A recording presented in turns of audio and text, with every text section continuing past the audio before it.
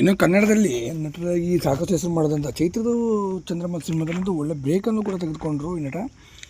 ಇಂಥ ಅದ್ಭುತವಾದಂಥ ಕಲಾವಿದ ಇದೀಗ ಏನಿಲ್ಲ ಅನ್ನೋದು ನಿಜಕ್ಕೂ ಕೂಡ ಒಂದು ರೀತಿ ಶಾಕಿಂಗ್ ಅಂತಲೂ ಕೂಡ ಅದನ್ನು ಹೇಳ್ಬೋದು ಸ್ನೇಹಿತರೆ. ಯಾಕೆಂತಂದರೆ ಕನ್ನಡದಲ್ಲಿ ಪಂಕಜ್ ಅವರು ತುಂಬ ಅದ್ಭುತವಾದಂಥ ಪಾತ್ರವನ್ನು ಮಾಡಿದ್ರು.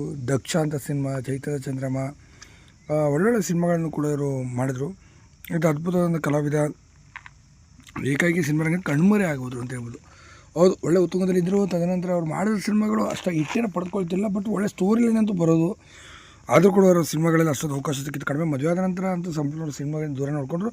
ಸ್ವಂತ ಉದ್ಯೋಗವನ್ನು ಕೂಡ ಮಾಡಿಕೊಂಡು ಇದ್ದಾರೆ ಅಂತ ಸಹ ಹೇಳಲಾಗ್ತದೆ. ಈಗ ಈಗೊಮ್ಮೆ ಸೀರಿಯಲ್ಗಳಲ್ಲಿ ಎಲ್ಲರೂ ಸಣ್ಣ ಪುಟ್ಟ ಪಾತ್ರದಲ್ಲಿ ಕಾಣಿಸ್ಕೊಳ್ತು, ಬಿಟ್ಟರೆ ಮಾತ್ರ ಸಿನಿಮಾದಲ್ಲಿ ಸಂಪೂರ್ಣವಾಗಿ ಅವರ ಅಂತರನ್ನ ಕಾಯ್ದಿರಿಸ್ಕೊಂಡ್ರು. ಕೆಲವೊಂದು ಕಾರಣಗಳು ಅಂದರೆ ಈ ಸಿನಿಮಾದಲ್ಲಿ ಏಳು ಬೀಳುಗಳು ಆಗಿರೋದ್ರಿಂದ ಮತ್ತು ಸೋಲು ಅತಿ ಹೆಚ್ಚಾಗಿ ಸಿಕ್ಕಿದ್ದರಿಂದ ಸಿನಿಮಾದಿಂದ ದೂರ ಉಳಿದಂಥ ಪಂಕಜ್ ಅವರು ಸುಮಾರು 20 ವರ್ಷಗಳೇ ಆಗೋಯ್ತು ಸಿನಿಮಾದಿಂದ ಸಂಪೂರ್ಣವಾಗಿ ದೂರ ಉಳ್ಕೊಂಡ್ರು ಅಂತ ಹೇಳ್ಬೋದು.